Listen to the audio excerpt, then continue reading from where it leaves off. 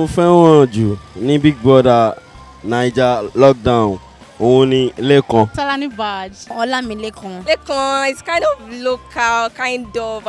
It's actually form in own form. Ẹni tí mo fẹ́ nínú Big Brother house Ozo. Ozo is very cute. For now, mi ò tí ní favourite. Ozo and Lucy. Then Prince. Dorathy.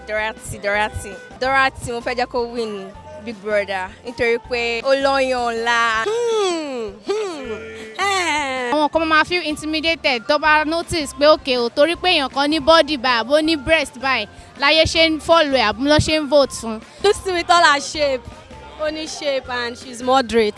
Laycon is the best graduating student of Unilag and also a rapper. Ozo is my crush. I like Ozo because he's straightforward and he's honest. He's literally the shortest in the house. Mo fẹ́ kí agbègbè yẹn kí ìfẹ́ máa wà ńbẹ̀. Mo fẹ́ kí ọmọ Yorùbá kó win. I'm not being tribalistic or anything, but mo fẹ́ kí ọmọ Yorùbá kó win at least for the very first time in a very long time.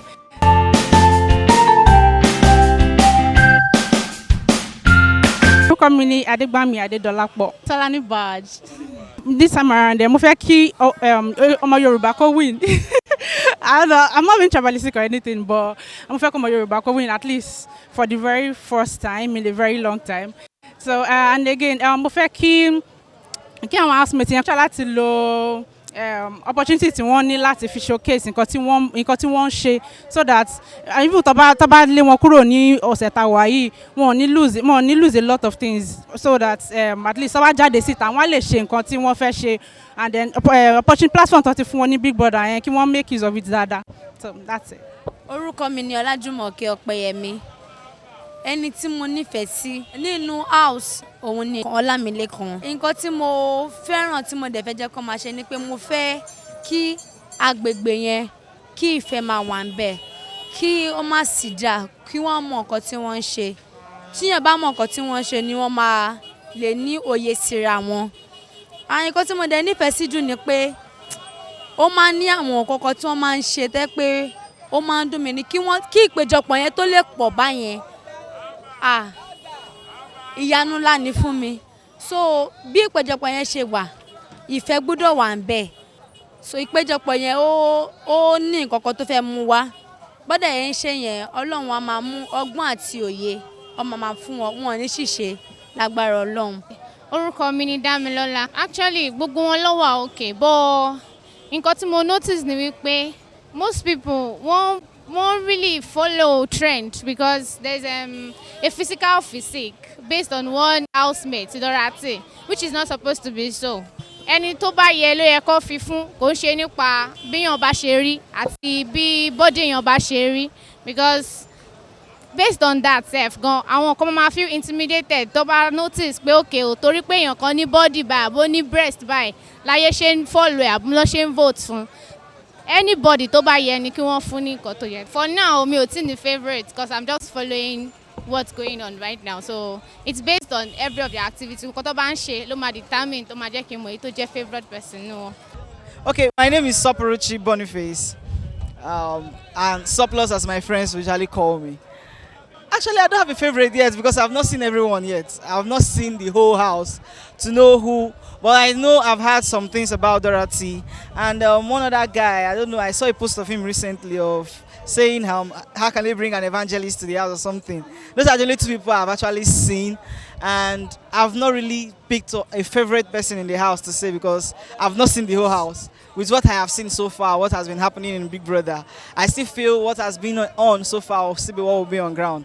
But I still feel something better might come up this year because I see Big Brother going, let me say, going beyond my expectations, but thank you.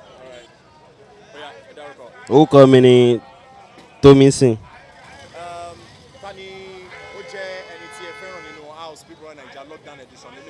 Ẹni tí mo fẹ́ràn jù ní Big Brother Naija lockdown òun ni Laycon. Laycon is the best graduating student of Unilag and also a rapper. So after I see it, mo like it and tó bá ní talent orin. Let them play their own game. Ibo wa gangan òun ló determine ẹni tí ó máa win. Orúkọ mi ni Abiola Abimbola. Mo ti rí bí Dorathy àti Laycon. Mo like Dorathy ju Laycon lọ. Dorathy. Actually,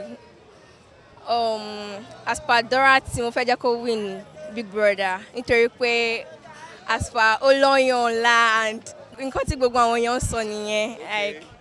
Like it's so amazing. Laycon is kind of local, kind of. It's actually forming own form, but actually true color Laycon. So let's watch and see for the next thing that is going to happen. Orúkọ mi ni Funmilayo. Favorite mi by Ozo and Lucy, then Prince, because Ozo is very cute and and Lucy with all her shape. Only shape and she's moderate. I don't really expect much, but at least, wọ́n pè ní Big Brother lockdown mode. So, mi ò expect nǹkan tí ó close bíi the former one. So at least there should be space and everything and the cautions they need to take since it is lockdown. Though they said they've been indoor for 14 days. So, but still, Corona is Corona. Just the three of them. Nǹkan tẹ́mi like now, tẹ́mi rí nìyẹn mi ò lè sọ àwọn yòókù. Àwọn yòókù náà wọ́n wà okay, but the three of them, yes. Also is my crush. Rada Francisca and ẹni tí mo fẹ́ nínú Big Brother house Ozo.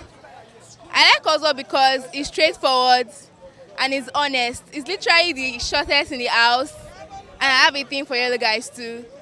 So, and my expectations in Big Brother houses, I expect nothing less than them being straightforward. They should not hide anything. Obviously, when 1 month is over, everybody will see themselves. So that's it.